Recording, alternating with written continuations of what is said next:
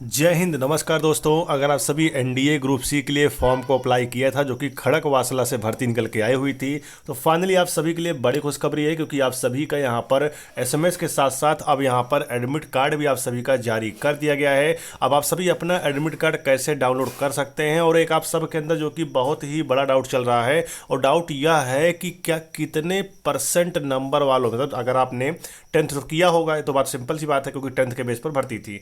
आपने अगर टेंथ के बेस की अगर आपने फॉर्म को अप्लाई किया था, चाहे आप ट्वेल्थ के बेस पर आपने फॉर्म को अप्लाई किया था, तो कितना परसेंट वालों का यहाँ पे एडमिट कार्ड आ रहा है, इसको लेकर मेरे बहुत सारे भाई परेशान हो रहे हैं। लेकिन मैं आप सभी को वीडियो के शुरुआत में ही बता देना चाहता हूँ, जिसका 50% है उसका भी यहाँ पर एडमिट कार्ड आ रहा है। अब कैसे आ रहा है इसके बारे में आपको मैं आगे वीडियो में बताने वाला हूँ। तो वीडियो में अगर आप सभी शुरू से लेकर अंत तक बने रहेंगे तभी मेरी आप सभी हर एक बात को समझ पाएंगे, और वीडियो को बीच में स्किप मत करना, बिल्कुल समझ में नहीं है कि मैं आपको बता रहा हूँ, ठीक है। 50% वालों का भी एडमिट कार्ड आ रहा है। अगर आपका 70 है तो आपका एडमिट कार्ड क्यों नहीं आ रहा है? अगर आपका यहाँ पे 80% है तो भी आपका एडमिट कार्ड क्यों नहीं आ रहा है, इसके बारे में बात करेंगे। सारी चीज़ें मैं आप सबको विस्तार से बताऊंगा, ठीक है। तो मैं यहाँ पे ऊपर चलता हूँ, देखिएगा यहाँ पर डॉक्यूमेंट के बारे में सारी जानकारी दिया गया है, ठीक है। और बात करें आपका जो सेंटर है वो यहाँ पे एनडीए पुणे में ही आप सभी का यहाँ पर एग्जाम होने वाला है, ठीक है। आप सभी को बता दें कि एडमिट कार्ड में साफ साफ बताया गया है कम से कम 5 दिन आप सभी रहने की व्यवस्था बनाकर जाइएगा, ठीक है। बाकी डॉक्यूमेंट बारे में बताने वाले, लेकिन हम बात कर लेते हैं यहाँ पे सबसे पहले कि आखिर एडमिट कार्ड कैसे डाउनलोड करेंगे और किन किन का एडमिट कार्ड यहाँ पर आ सकता है अभी भी। आप सभी को डिस्क्रिप्शन बॉक्स में एक लिंक दिया गया है एडमिट कार्ड डाउनलोड करने का। जैसे आप सभी उस पर क्लिक करेंगे तो आप सभी के सामने इस टाइप का इंटरफेस आ जाएगा। यहाँ पर आप सभी को अपना ईमेल आईडी देना है, जिस ईमेल आईडी से आप सभी फॉर्म को फिलअप किए होंगे, और यहाँ पर अपना आपको पासवर्ड लिखना है, जो भी पासवर्ड आप सभी फॉर्म भरते समय बनाए होंगे, और इस कैप्चा को आपको बहुत ही बारीकी से यहाँ पर फिल कर देना है। फिर आपको यहाँ पर लॉगिन वाले ऑप्शन पर क्लिक कर देना है। और फिलहाल मैं ये सब करके यहाँ पर एडमिट कार्ड डाउनलोड कर चुका हूँ, जो कि मैंने आपको बता दिया है। फिलहाल तो भी मैं आपसे यहाँ पर फिलअप करके मैं आपको दिखाता हूँ। तो मैंने यहाँ पे पासवर्ड और रजिस्ट्रेशन नंबर फिल करके मैंने यहाँ पे देखिए आप सबके सामने इस टाइप का इंटरफेस आ जाएगा। ये आपका यहाँ पे रजिस्टर्ड डैशबोर्ड यहाँ पर ओपन होके आ जाएगा। बात करें यहाँ पर इस बच्चे ने यहाँ पर 2 फॉर्म अप्लाई किया था, ठीक है। बात करें पहला फॉर्म जो था वो था यहाँ पे कुक के लिए अप्लाई किया गया था, दूसरा फॉर्म जो था वो था एमटीएस के लिए। देखिए आपको बता रहे सिंपल सी बात है, अगर आप एमटीएस के लिए फॉर्म को अप्लाई किए हैं, चाहे आप जर्नल हैं, चाहे एससी हैं, चाहे एसटी हैं, चाहे ओबीसी हैं, चाहे आपने ईडब्ल्यूएस से ही क्यों ना फॉर्म को फिलअप किया हो, यहाँ पर बोला गया था कि अगर आप सिंपली 10वीं पास हैं तो आप सभी इस भर्ती के लिए फॉर्म को भर सकते हैं। तो 10वीं पास सुनकर मेरे बहुत सारे भाइयों ने एमटीएस के लिए फॉर्म को अप्लाई कर दिया, और एमटीएस में ज़्यादातर संख्या में फॉर्म अप्लाई होने की वजह से इसकी कट ऑफ जो है यहाँ पे हाई चलेगी, क्योंकि इसका जो नोटिफिकेशन जारी हुआ था उसमें बताया गया था कि जितनी वैकेंसी है उसके हम 10 गुना बच्चों को यहाँ पे बुलाएंगे, ठीक है। अप्रॉक्स अगर मैं आपको यहाँ पे एग्जाम्पल दूँ कि अगर आपकी वैकेंसी यहाँ पे 10 है तो आप सभी उसको यहाँ पे 10 से गुणा कर दीजिएगा, और यहाँ पे निकल के आ जाएगा 100, मतलब 10 वैकेंसी के लिए यहाँ पे 100 बच्चों को बुलाया जाएगा। इसी हिसाब से अगर मैं आपको एग्जाम्पल दूँ तो यहाँ पर ऐसे ही बच्चों को बुलाया जाएगा, ठीक है। अप्रॉक्स यहाँ पे 1900 प्लस बच्चों को बुलाया गया है, करीब यहाँ पे आप 1900 प्लस बच्चों को बुलाया गया, क्योंकि आपकी वैकेंसी जो थी वो यहाँ पे 198 निकल के आई हुई थी, ठीक है। 198 वैकेंसी निकल के आई हुई थी, और अगर आप सभी यहाँ पे इंटू करते हो तो करीब यहाँ पे 1900 जाके बनता है, 1900 के अप्रॉक्स यहाँ पे वैकेंसी जाके बन रही है, ठीक है। मतलब 1900 बच्चों का एडमिट कार्ड यहाँ पे जारी किया गया है।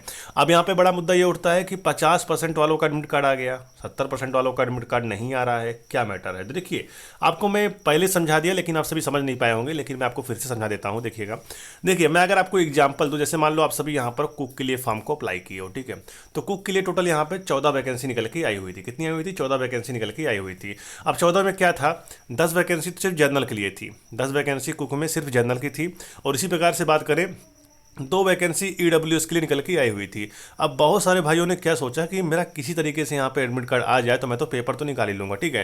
तो उन बच्चों ने किया क्या यहाँ पे, तो उन बच्चों ने यहाँ पर ईडब्ल्यूएस बनवाया था पहले से, तो इसलिए उन्होंने ईडब्ल्यूएस से फॉर्म को अप्लाई कर दिया। अब देखिए कुक में क्वालिफिकेशन क्या था, मेरी बात आप सभी ध्यान सुनिएगा। कुक के लिए कौन कौन बच्चे फॉर्म को अप्लाई कर सकते थे? देखिए पहला तो यहाँ पे 12th पास होना जरूरी है। अगर आप कुक के लिए फॉर्म भर रहे होते हैं तो आपको यहाँ पे 12वीं पास होना जरूरी है, ठीक है। और साथ में आप सभी के पास यहाँ पर 2 साल का एक्सपीरियंस सर्टिफिकेट भी आपके पास होना चाहिए। यह चीज़ें नोटिफिकेशन में बताई गई थी, ठीक है। और इतना होने के बाद, मतलब इतना कंपलसरी है, इतना होना कंपलसरी है। आप किसी भी कैटेगरी से हैं, अगर आपके पास 12th पास है और आप अगर के पास अगर कुक का 2 साल का एक्सपीरियंस है तो आप सभी फॉर्म भर सकते थे। लेकिन कुछ बच्चे यहाँ पे जनरल से थे, जनरल की 10 पोस्ट थी, लेकिन वो इन 10 पोस्ट की लालच ना करते हुए ईडब्ल्यूएस का 2 पोस्ट था, वो 2 पोस्ट के लिए फॉर्म को अप्लाई कर दिए। ठीक है, उसमें भी उन्होंने दिमाग लगाया कि मैं ईडब्ल्यूएस से भरूंगा तो हो सकता है मेरा यहाँ पे एडमिट कार्ड आ जाए। तो देखिए आपको बता दें यहाँ पर, तो जैसे ईडब्ल्यूएस का कुक में यहाँ पे 2 पोस्ट थी, तो इंटू यहाँ पे 10 किया जाएगा, टोटल यहाँ पे 20 हो जाएगा। ठीक है, तो पूरे ऑल ओवर इंडिया में अगर आपने कुक से फॉर्म भरा है और आप अगर ईडब्ल्यूएस लगा दिए थे, टोटल यहाँ पे 20 बच्चों को बुलाया गया है, सिर्फ 20 बच्चों को बुलाया गया है। ठीक है, अब आपको बता दें मेरे दोस्त, 20 बच्चों को बुलाया गया है 2 पोस्टों के लिए। तो अगर आप सभी समझदार होंगे, समझ गए होंगे मेरी बात को कि यहाँ पर एक सीट पर 10 बच्चों को बुलाया जा रहा है। ठीक है, इस प्रकार से यहाँ पे बच्चों को शॉर्टलिस्ट किया गया है। तो देखिए यहाँ पे बात करें तो कुक में बात करें, बहुत सारे बच्चे ऐसे जिनका यहाँ पे 53% होने पर उनको बुला लिया गया है। ठीक है, और कोई कोई बच्चा तो ऐसा जिनका यहाँ पे 43% पे बुलाया गया है। ध्यान दीजिएगा, 43% पे उनको बुला लिया गया है एग्जाम के लिए। ठीक है, अब जैसे आप सभी एग्जाम के लिए जाएंगे तो आपको बता दें यहाँ पे बोला गया है करीब यहाँ पे 5 दिन की व्यवस्था आपको बना के जाना है अपने हिसाब से। 5 दिन जैसे आप सभी यहाँ पर रहेंगे, रहने के बाद आपको ध्यान देना है कि उसी के दौरान आप सभी का एग्जाम भी होगा। ठीक है, उसी के दौरान आप सभी का यहाँ पे ट्रेड टेस्ट भी कंडक्ट करवाया जाएगा। क्या करवाया जाएगा? ट्रेड टेस्ट भी कंडक्ट करवाया जाएगा, और उसी दौरान आप सबका यहाँ पे डीवी भी कंडक्ट करवाया जाएगा, और मेडिकल भी आप सभी का हो सकता है उसी वक्त यहाँ पे कंडक्ट करवा लिया जाए। तो इसलिए आप सबको यहाँ पे पूरी व्यवस्था से जाना है, और रिजल्ट आप सभी का ऑनलाइन माध्यम से साइट पर जारी कर दिया जाएगा। ठीक है, यह सारी चीज़ें आपको यहाँ पे देखने को मिलेगा। ठीक है, लेकिन एक बात याद रखना कि आपकी जॉब जो है परमानेंट जॉब है, लेकिन अगर आपका एडमिट कार्ड नहीं आया, आपके मोबाइल नंबर पर कोई मैसेज नहीं आया, आपके ईमेल पर भी एडमिट कार्ड नहीं आया, तो आपको मैं एक यहाँ पे सूचना देना चाहता हूँ कि आप सभी का एडमिट कार्ड आप शॉर्टलिस्ट नहीं किए गए होंगे, इसी वजह से आप सभी का यहाँ पे एडमिट कार्ड नहीं आया, और जो बच्चे यहाँ पे शॉर्टलिस्ट किए गए हैं उनका एडमिट कार्ड यहाँ पर आ गया। ठीक है, देखिए एमटीएस का अप्लाई किया गया था, एमटीएस का यहाँ पे एडमिट कार्ड नहीं आया, और यहाँ पे कुक के लिए फॉर्म अप्लाई किया गया था, कुक का देखिए यहाँ पे एडमिट कार्ड का ऑप्शन आ गया। ठीक है, अब बच्चे इस पर क्लिक करके अपना एडमिट कार्ड आसानी से निकाल सकते हैं। यही सारी चीज़ें हैं, अगर आप सभी समझ गए होंगे तो अच्छी बात है, और नहीं समझे होंगे तभी आप सभी यहाँ पे बहुत सारे यूट्यूबरों की वीडियो देखोगे जो कि अपना टाइम वेस्ट करोगे। ठीक है, मैंने आपको सिंपल भाषा समझा दिया है, आप मेरी बात को समझ गए होंगे। अब हम बात कर लेते हैं कि डॉक्यूमेंट कौन कौन से चाहिए आप सभी को एग्जाम सेंटर के लिए।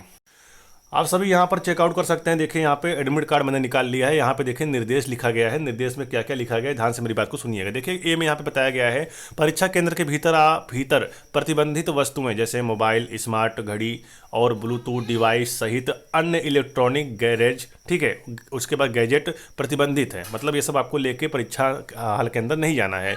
परीक्षा के दौरान ऐसी वस्तुएं का कब्जा चाहे उपयोग में हो या स्विच ऑफ मोड में अनुचित साधनों का उपयोग मना जाएगा। मतलब कि आपको अगर आप सभी चाहते हो कि अपना मोबाइल फ़ोन स्विच ऑफ करके ले जाएं, तो ये भी वहाँ पे मान्य नहीं है। ठीक है, आप सबको नहीं ले जाना है, उम्मीदवारी रद्द कर दी जाएगी आप सभी की।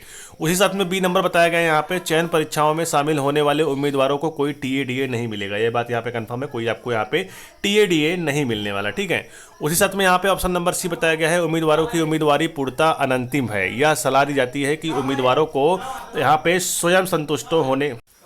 अभी देखिए यहाँ पे नेक्स्ट चीज़ें क्या बताया गया, ध्यान सुनिएगा। यहाँ पे बताया गया है डी वाले ऑप्शन में, चयन परीक्षा के लिए रिपोर्टिंग करते समय उम्मीदवारों को निम्नलिखित दस्तावेज लाने अनिवार्य है। अगर आप एग्जाम देने जा रहे हैं, आपका एडमिट कार्ड आ चुका है, तो आप सभी को ये डॉक्यूमेंट लेकर आवश्यक जाना है। ठीक है, ध्यान दीजिएगा। ऑनलाइन आवेदन पत्र और एडमिट कार्ड भरते समय अपलोड किए गए दस्तावेजों की मूल प्रति के साथ ऑनलाइन आवेदन पत्र का एक प्रिंट ले जाएं।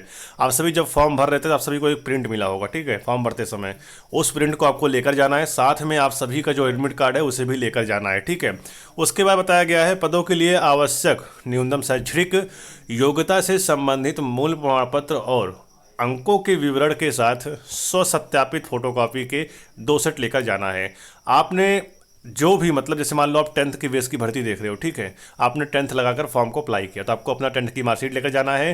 या तुम्हें जितने भी डॉक्यूमेंट आप सभी ने फॉर्म भरते समय लगाया, सारे डॉक्यूमेंट आपको लेकर जाना है, और साथ में 2-2 फोटोकॉपी भी आपके पास यहाँ पर होना चाहिए। ठीक है, ये चीज़ यहाँ पे एडमिट कार्ड में बताया गया है।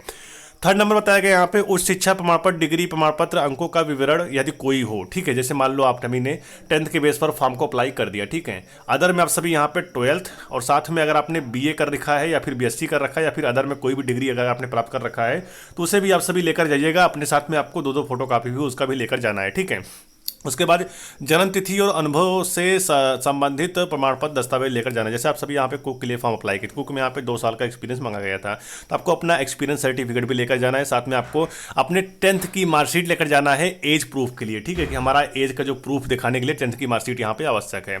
उसके बाद उचित प्रारूप में SC ST OBC EWS PWD, उसके बाद ASM के दावे के समर्थन प्रमाण पत्र दस्तावेज। जैसे मान लो आप सभी ने EWS से फॉर्म को अप्लाई किया, तो आपको यहाँ पे EWS का अपना प्रमाण पत्र लेकर जाना है और साथ में उसका भी 2 फोटो कापी आपके पास होना चाहिए, ठीक है। आपने भी ने OBC EWS, जैसे मान लो OBC SC ST से हैं, तो आप सभी को यहाँ पे अपना खुद का यहाँ पे कास्ट सर्टिफिकेट लेकर जाना है, जो कि आपके पास 2 फोटो कापी यहाँ पे होना चाहिए, ठीक है। उसके बाद यहाँ पे देखिए EWS उम्मीदवारों को सक्षम प्राधिकारी द्वारा जारी आय प्रमाण पत्र। देखिए आपको अपना यहाँ पे जितने भी बच्चे EWS से फॉर्म को अप्लाई किए उनको यहाँ पे अपना EWS का सर्टिफिकेट लेकर जाना है, साथ में आय प्रमाण पत्र भी आपको लेकर जाना पड़ेगा, ठीक है। भूतपूर्व सैनिक के लिए यहाँ पर डिस्चार्ज सर्टिफिकेट भी लाना आवश्यक है। उसके बाद नवीनतम रंगीन फोटो भी आपको लेकर जाना है, मतलब फोटो कॉपी, मतलब कि पासपोर्ट साइज की आपको यहाँ पे 2 पासपोर्ट साइज की आपको फोटो भी लेकर जाना है, जो कि अभी आप सभी खिंचवा लीजिएगा, ठीक है। उसके बाद यहाँ बताया गया है आपका वैध फोटो पहचान, यानी कि आधार कार्ड या फिर PAN card, passport, driving licence, voter card, कोई भी आप सभी एक डॉक्यूमेंट लेकर जा सकते हैं, ठीक है। उसके बाद एक्स में बताया गया यहाँ पर लिखित परीक्षा के लिए काला बॉल पेन और राइटिंग पैड आपको इतना ले जाना है, ठीक है। ध्यान दीजिएगा, यहाँ बताया गया साफ साफ, यहाँ पे बोला गया है काला बॉल पे पॉइंट पेन और राइटिंग पैड आपको लेकर जाना है। और उसके साथ में देखिए, उसके बाद यहाँ बताया गया है किसी इरेजर, कैलकुलेटर आदि की अनुमति नहीं होगी। कृपया ध्यान दें कि परीक्षा के समय कोई स्टेशनरी उपलब्ध नहीं कराई जाएगी, मतलब जो बताया गया आपको लेकर जाना है, यानी आपको काला बॉल पेन और यहाँ पे राइटिंग पैड आपको लेकर जाना है। आपका एग्जाम जो है OMR बेस पे यहाँ पे होने वाला है, ठीक है। उसी साथ बात करें यहाँ पे चयन परीक्षणों के दौरान प्रवेश द्वार पर कोविड टीकाकरण, जो आप सभी यहाँ पर कोविड-19 का टीका लगवाए होंगे तो आपको वहाँ पे सर्टिफिकेट दिया गया होगा, तो आपको सर्टिफिकेट भी लेकर जाना है। ये चीज़ यहाँ पे बताई गई हैं और गेट के अंदर एंट्री के समय आपका यहाँ पे वो चेक होने वाला है, ठीक है।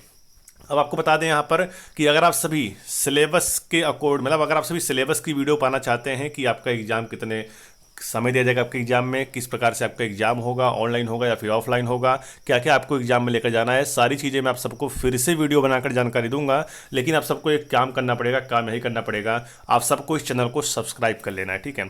सब्सक्राइब करने के साथ आप सभी को एक प्यारा सा कॉमेंट कर देना है कि हाँ हमें सिलेबस के बारे में जानकारी दीजिए, तो हम आप सभी को सिलेबस की जानकारी देंगे और किस प्रकार से आप सभी को NDA ग्रुप C की तैयारी करनी है इसके बारे में भी आपको मैं अपडेट दूंगा, ठीक है। तो चलिए फिर मिलते हैं किसी नई भर्ती और नई अपडेट साथ और नई जानकारी के साथ। तब तक के लिए जय हिंद, वंदे मातरम।